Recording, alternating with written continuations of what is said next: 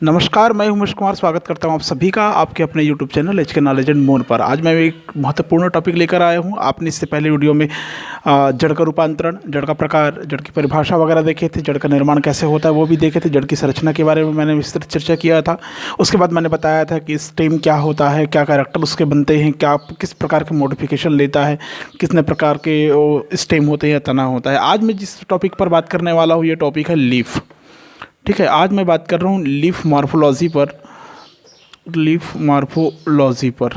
ठीक है, पत्ती की आकारिकी पर मुझे बात करनी है इस वीडियो के माध्यम से। अगर पहले वीडियो आपने नहीं देखे हैं तो पहले वीडियो ज़रूर देखें, ध्यान से देखें, समझने की कोशिश करें, उसके बाद ये वीडियो ज़रूर देखें। अगर वीडियो पसंद आता है आपको, वीडियो को प्लीज़ लाइक करें, शेयर करें, कमेंट करें। और चैनल पर पहली बार आए तो प्लीज़ चैनल को सब्सक्राइब करना ना भूलें ताकि नए वीडियो की जानकारी, नए अपडेट आपको हमेशा मिलते रहे। शुरू करता हूँ मैं पत्ती आकारिकी या लीफ मॉर्फोलॉजी। आपको पता है कि तने में जो ब्रांचेस लगी हुई रहती हैं उन ब्रांच में नोड्स होते हैं, पर्व संधि होती है। उन पर्व संधि से लेटरल साइड में असमान प्रकार के एक अपेंडेजेस या उपांग निकले होते हैं जिसे पत्ती कहते हैं।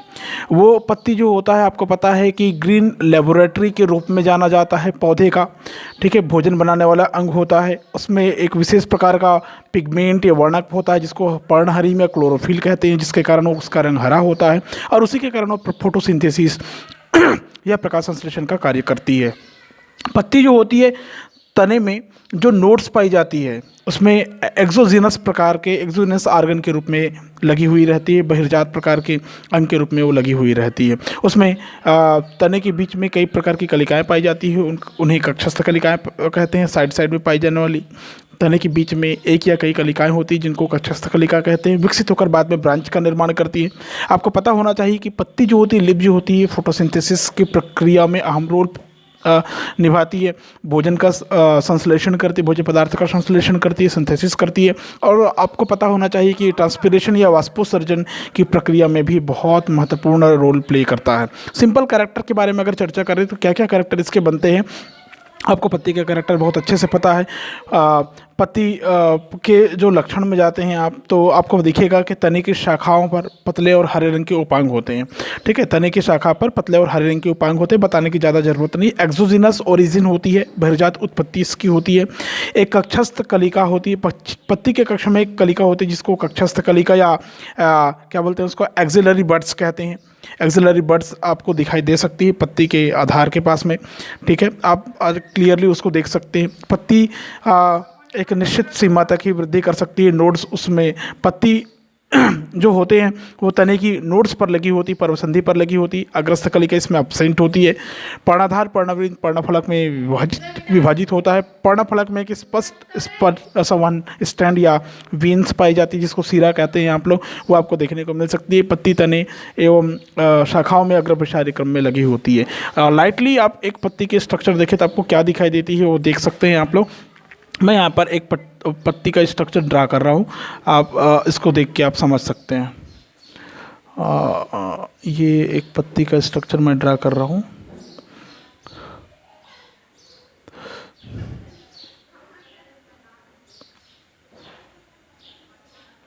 आपने गुड़हल या दशमत की पत्ती देखी होंगी, उसके फलक का जो सिरा होता है उसमें इस प्रकार के ऐसे कटाव आपको देखने को मिल सकते हैं। ठीक है, तो इस प्रकार के ऐसे कटाव आपको देखने को मिलेंगे पत्ती में। तो ये हो गया इसका वृंत या डंठल।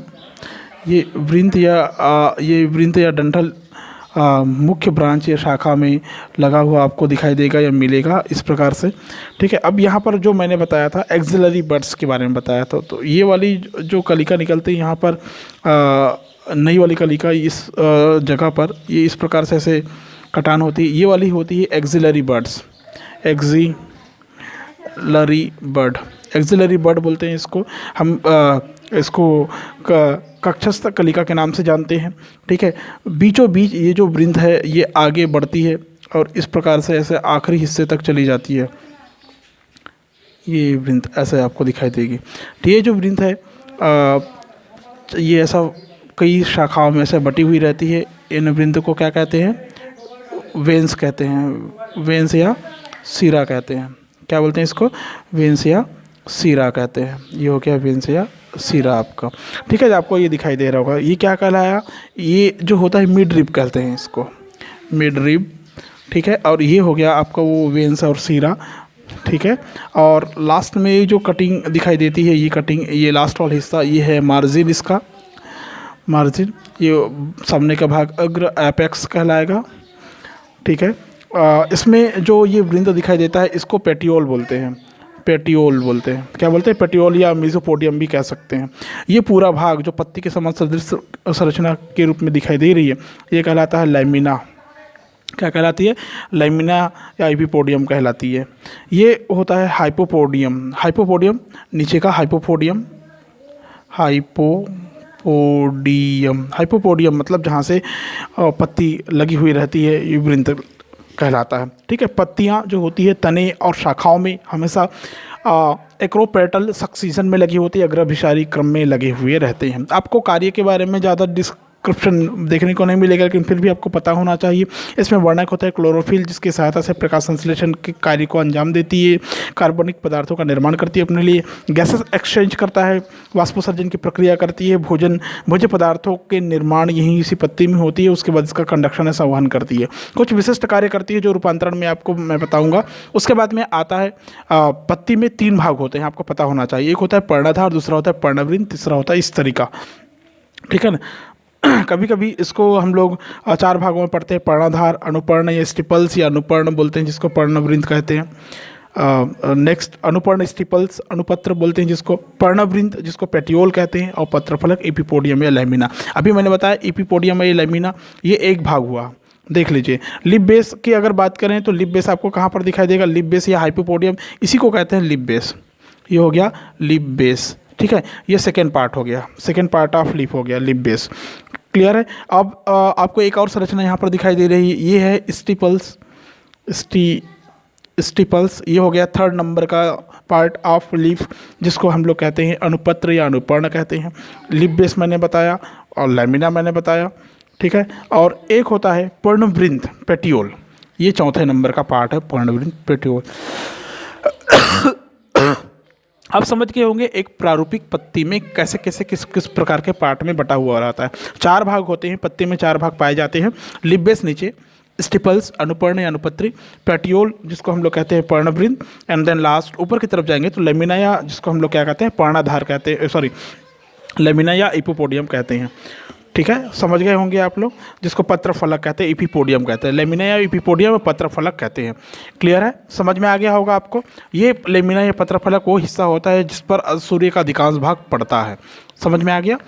ठीक है, इस तरीका जो होता है सामने का फ्रंट वाला पार्ट होता है इस तरीका, जिसको हम लोग कहते हैं ये फैला हुआ भाग जो सूर्य की तरफ रहता है, जिसमें वेंस वगैरह सुस्पष्ट दिखाई देती है, इस तरीका कहते हैं हिंदी में इसको, लैमिना वाले भाग को। ठीक है, इसके बाद में आता है कैरेक्टर के बाद में आता है पार्ट के बाद में आता है, मैं बात करता हूँ थोड़ा सा सिरा विन्यास के बारे में। ठीक है, सिरा विन्यास की बात हम लोग करते हैं तो ये होता है पत्ती के संरचना में आपको दिखाई देगा वेनेशन ऑफ लैमिना दिखाई देगा। क्या दिखाई देगा? वेनेशन ऑफ लैमिना दिखाई देगा। वेनेशन ऑफ लैमिना का मतलब होता है शिरा विन्यास, फलक का शिरा विन्यास। शिरा विन्यास के बारे में जब भी हम लोग बात करते हैं, किसी किसी पत्ती में पर्ण फलक के मध्य में संवहन पुल पाया जाता है, मिडवेन कहलाता है, आपको पता है। अनेक शाखाएं निकलती है जो वेंस में कन्वर्ट हो जाती है, वेंस कहलाती है। ये शिराएं कंडक्शन के लिए बनी संरचनाएं होती है, खाद्य पदार्थ जो खाद्य सामग्री इसमें बनती है उसको विभिन्न भागों तक पहुँचाने का कार्य करती है, और इन्हीं वेंस की सहायता से पानी यहाँ तक पहुँचती है। ठीक है, ये शिराएं जो होती है पर्ण फलक का कंकाल बनाती है, एक प्रकार का कंकाल है, स्केलेटन के समान काम करती है ये वेंस, स्केलेटन। पर्ण फलक में शिराओं के विन्यास को ही शिरा विन्यास कहते हैं। अरे शिरा विन्यास कहते हैं इसमें। ठीक है, शिरा विन्यास कहते हैं वो फलकों का जो कंकाल बनाता है। पर्ण फलक में शिराओं के विन्यास को ही हम लोग वेनेशन ऑफ लैमिना कहते हैं। 2 प्रकार का होता है। एक प्रकार होता है जिसको हम लोग कहते हैं reticulate venation, reticulate venation, reticulate venation. Reticulate venation मतलब जालिकावत शिरा विन्यास। ये एक ऐसा शिरा विन्यास होता है जो जाल सदृश नेट लाइक स्ट्रक्चर बनाता है। ठीक है, कुछ अपवाद को छोड़कर सभी डाइकोटिलेडन प्लांट में ये प्रेजेंट होता है। जितने भी प्रकार के डाइकोटिलीडन्स प्लांट होते हैं उन सब में इसी प्रकार का सिरा विन्यास मिलता है। ये दो भागों में आप इसको बांट सकते हैं। एक पार्ट इसका होता है जिसको हम लोग कहते हैं यूनिकोस्टल। यूनिकोस्टल मतलब जिसको हम यूनिकोस्टेट मतलब होता है एक सिरी या पिच्छवत सिरा विन्यास। इस सिरा विन्यास में फलक के मध्य में एक मजबूत सिरा पाई जाती है। एक सिरी या पिच्छवत में मजबूत सिरा पाई जाती है। जैसे आप लोग पीपल वगैरह देखे होंगे, पीपल की पत्ती देखे होंगे, बिल्कुल ऐसा शार्प, ये ऐसा दिखाई देंगी आपको, ये इस प्रकार की।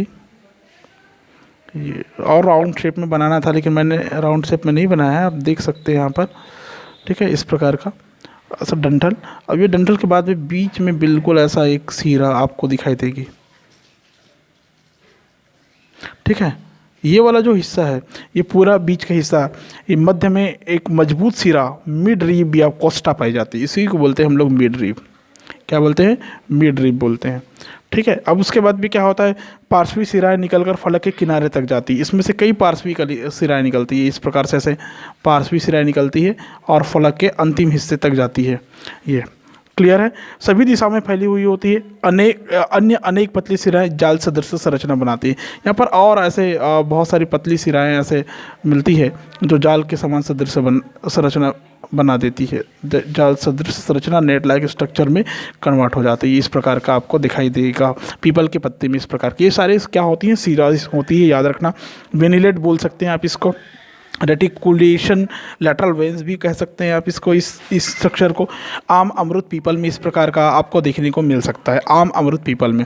ठीक है, ये हो गया यूनिकोस्टेट। इसी के बाद सेकंड इसमें आता है, वो सेकंड होता है जिसको हम लोग कहते हैं मल्टीकोस्टेट। मल्टीकोस्टेट, ठीक है, मल्टीकोस्टेट या इसको बोलते हैं पाल्मेट, उसको बोलते हैं पिन्नेट। ठीक है, याद रखेंगे इसको पिन्नेट, इसको पाल्मेट बोलते हैं। इसमें मध्य सिरा कई समान शाखाओं में बढ़ जाती है। ठीक है ना, याद रखेंगे मध्य सिरा जो होती है कई समान शाखाओं में बढ़ जाती है। कई समान शाखाओं में बढ़ जाती है, बढ़कर फलकों में फैली हुई रहती है। दो प्रकार का होता है, ये एक होता है डाइवर्जेंट एक सिरी, उसके बाद में होता है मल्टीकोस्टेट। ठीक है, ये होता है डाइवर्जेंट। डाइवर्जेंट आप लोग जानते हैं, अपसारी बोलते हैं। एक सिरा केंद्र से निकलकर फलक के किनारे की ओर अग्रसर होने से एक दूसरे के दूर जाती है। अंडे में इस प्रकार की संरचना आपको मिल सकती है। एक पत्ती की स्ट्रक्चर में मैं ऐसा शो कर देता हूँ आपके लिए। ये इस प्रकार का, ये हो गया इसका डंठल। ठीक है, तो यहाँ पर एक सिरा तो बीचों बीच, उसके बाद में क्या होगा, यहाँ से निकलकर ये ऐसा फैली हुई रहती है। ऐसा पत्ती के केंद्र से निकलकर ऐसे चारों भागों में चारों तरफ ये फैली हुई रहती है। ये कहलाता है डाइवर्जेंट, अपसारी बोलते हैं। और दूसरा होता है इसी का ठीक अपोजिट, कन्वर्जेंट। ठीक है, कन्वर्जेंट या अभिसारी। इसमें क्या होता है, वृत्त के केंद्र से तो अनेक सिराएं निकलती है किंतु फलक के अग्र की ओर जाते हुए आपस में मिल जाती है। अग्रभाग में आप आपस में जाके मिल जाते हैं। तो इस प्रकार की जो अभिसारी प्रकृति मिलेगी आपको, ये बेर में मिलेगा, तेजपात में मिलेगा। तेजपात जानते हो ना आप लोग, तेजपात बोलते हैं। ये अंडे और कपास का हो गया। इधर ये जो एग्जाम्पल चल रहा है, ये प्रकार पड़ रहा है, बेर, तेजपात, स्माइलेक्स वगैरह में आपको ये मिलेगा। ठीक है, इसमें क्या होता है, पत्ती में ये इस प्रकार का ऐसा कटान रहता है। ये हो गया पत्ती का एक हिस्सा, ये हो गया इसका पत्ती का दूसरा हिस्सा, ये तीसरा हिस्सा, ऐसे ये कटान। मतलब कटान उतना नहीं है, कटान है लेकिन उतना नहीं है कि ये अलग लीफ की भांति कन्वर्ट हो जाए। ठीक है, तो ये हो गया। ठीक है, तो इसमें क्या होती है, सिराएं ऐसे एक जगह से निकलती है, ऐसा फैल जाती है, ऐसा फैल गई। समझ रहे हैं, ये फैल गई पूरा। क्लियर है? तो इस प्रकार की स्थिति को कन्वर्जेंट या अभिसारी कहते हैं। समझ में आ गया? ये हो गया रेटिकुलेट वेनेशन। रेटिकुलेट वेनेशन मतलब जालिका व सिरा विन्यास। और बाकी और अनेक शाखाएं निकलती है, वो इस तरह से जाल संरचना बनाती है। ये पूरा शाखा है किसकी, वेंस की, मिड रिब की ऐसे शाखाओं के रूप में ऐसा पूरे पत्ती भर ऐसा बटी हुई दिखाई दे सकती है आपको। ठीक है, इस प्रकार का ऐसा जाल बना हुआ रहता है। आप जैसा चाहे वैसा इसको शो कर सकते हैं। ये मैंने आउटडोर स्ट्रक्चर बना दिया है। ठीक है, तो कई बार दूसरा आता है इसमें पैरेलल वेनेशन। इसको बोलते हैं समानांतर या समदिश शिराविन्यास बोलते हैं। वह शिराविन्यास होता है जिसमें शिराएं एक दूसरे के समानांतर स्थित होती है। एक दूसरे के समानांतर स्थित होने के कारण इसको समानांतर शिराविन्यास कहते हैं।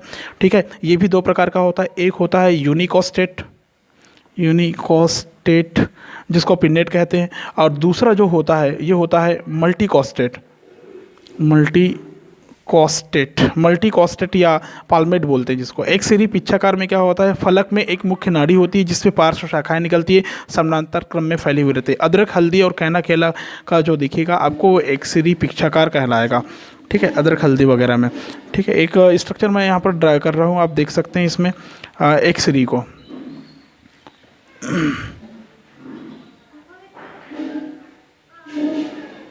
ये इस प्रकार की ऐसे आपको लिप की संरचना दिखाई देगी, इस प्रकार की। ठीक है, और इसमें ये जो स्ट्रक्चर है ये बिल्कुल सीधी सीधी यहाँ तक ऐसा फैली हुई दिखाई देगी। ये मिड रिब है। इसमें फलक में एक मुख्य नाड़ी होती है जिससे पार्श्व शिराएं समानांतर क्रम में निकलेंगी। मतलब जितने भी यहाँ पर और शिराएं निकलेंगी ये समानांतर क्रम में ऐसे निकली हुई रहेंगी, बिल्कुल पैरेलल। ठीक है, तो इस स्थिति को हम लोग कहते हैं पैरेलल शिराविन्यास, पैरेलल एस्टिवेशन या वेनेशन कह सकते हैं आप उसको, पैरेलल वेनेशन कहेंगे आप, इस प्रकार का यूनिकोस्टेट। ठीक है, इसका दूसरा होता है मल्टीकोस्टेट, बहुशिरी। ठीक है, ये जो बहुशिरी है दो प्रकार का होता है। एक होता है डाइवर्जेंट, और दूसरा जो होता है ये होता है कन्वर्जेंट होता है। ठीक है, अपसारी जो होता है इसमें क्या होता है, मुख्य सिरा कई शाखाओं में बटी हुई दिखाई देंगी। ठीक है ना, मुख्य सिरा कई शाखाओं में बटी हुई दिखाई देंगी। जैसे इसमें हम बात करते हैं डाइवर्जेंट की बात करते हैं। डाइवर्जेंट की अगर बात करें, अपसारी की बात करें, इसमें किस प्रकार की संरचना आपको देखने को मिल सकती है। ये एक हो गया है वृंत वाला हिस्सा, और पूरी पत्तियाँ क्या कैसे होगी, ये इस प्रकार से ऐसे फैली हुई रहेंगी पूरी पत्तियाँ से। ठीक है, ये ऐसी पत्तियाँ से दिखाई देंगी आपको। ठीक है, अब पत्ती देख के आपको एग्जाम्पल भी याद आ गया होगा। ये जो डाइवर्जेंट मैं जो बता रहा हूँ आपको, अपसारी जो बता रहा हूँ, ताड़ में इस प्रकार की पत्ती की संरचना आपको देखने को मिल सकती है। ठीक है, ऐसा ताड़ में इस प्रकार की ऐसी देखने को मिल सकती है। इसमें क्या होता है, सिरा इसके मुख्य हिस्से से निकलती है। मुख्य हिस्से से निकलने के बाद क्या होती है, सभी में ऐसा फैला हुआ रहता है। केंद्र से निकलती है और कई शाखाओं में बटी हुई आप दिखाई देगी। एक जगह से केंद्र से निकलेगी और कई शाखाओं में बटी हुई दिखाई देगी। ये कहलाता है डाइवर्जेंट या अपसारी। इसी का ठीक अपोजिट होता है अभिसारी, मतलब इसमें क्या होता है, सिराएं वृंत से निकलकर समानांतर रूप से बढ़कर फलक के अग्रभाग पर एक दूसरे से जाकर मिल जाते हैं। तो इस प्रकार की धान, बांस, जलकुंभी, बेर वगैरह में आपको दिखाई दे सकती है इस प्रकार की पत्ती की संरचना आप देख सकते हैं। तो ये हो गया डंठल इसका। डंठल के बाद में ये हो गया मिडरिब इसका। अब ये क्या होगा, ये पूरे यहाँ से ऐसे सिराएं निकलेंगी, ये आखिरी में से जाके मिलते जाएंगे। लेकिन ये भी कैसे रहेंगी, ये पैरेलल रहेंगी। कैसे रहेंगी, पैरेलल रहेंगी, समानांतर रहेंगी। बम्बू वगैरह, बांस वगैरह में, धान में इस प्रकार की स्थिति देखने को मिल सकती है। ठीक है, अब बात करते हैं हम लोग थोड़ा सा टाइप के बारे में, पत्ती के प्रकार के बारे में बात करते हैं। तो पत्ती के प्रकार में जब जाते हैं तो पर्णफलक के कटाव के आधार पर पत्ती के दो प्रकार होते हैं। पर्णफलक के कटाव के आधार पर पत्ती के दो प्रकार होते हैं। कौन कौन से प्रकार होते हैं वो आप नोट कर सकते हैं यहाँ पर। एक प्रकार होता है जिसको आप लोग कहते हैं सिंपल लीफ। सिंपल लीफ कहने का मतलब होता है सरल पत्ती। फलक के कटाव के आधार पर ऐसी पत्ती का फलक जो विभाजित नहीं होती, अगर विभाजित होती भी है तो उसका कटाव मध्य सिरे तक नहीं जाता। एग्जाम्पल के लिए मैंने शुरू में जो ये पत्ती जो बन रहा है, ये पत्ती जो बन रहा है, ये पत्ती जो बन रहा है, ये सिंपल लीफ का एग्जाम्पल है, याद रखेंगे। आम, जामुन, पपीता इसका एग्जाम्पल होता है। दूसरा होता है फलक के कटाव के आधार पर जिसको हम लोग कहते हैं कंपाउंड लीफ या संयुक्त पत्ती। कंपाउंड लीफ या संयुक्त पत्ती बोलते हैं। इसमें क्या होता है, वे पत्तियां जिनके पत्र फलक का कटाव मध्य सिरे तक जाता है, मध्य सिरे तक चला जाता है। मतलब मध्य सिरे तक जाने के कारण क्या होता है, प्रत्येक पत्ती अलग अलग है ऐसा दिखाई देगा। मतलब पत्र फलक कई पालियों में बटा हुआ दिखाई देगा। नीम में देख सकते हैं आप लोग, गुलाब में देख सकते हैं, सेमल में देख सकते हैं, इमली में देख सकते हैं, बबूल में देख सकते हैं। ठीक है, कंपाउंड का एक स्ट्रक्चर मैं यहाँ पर एक ड्रा कर देता हूँ। ये ऐसा एक पहले तो मीडियम ही रहता है, उसके बाद यहाँ पर ऐसे और कई सिराएं निकल आती हैं।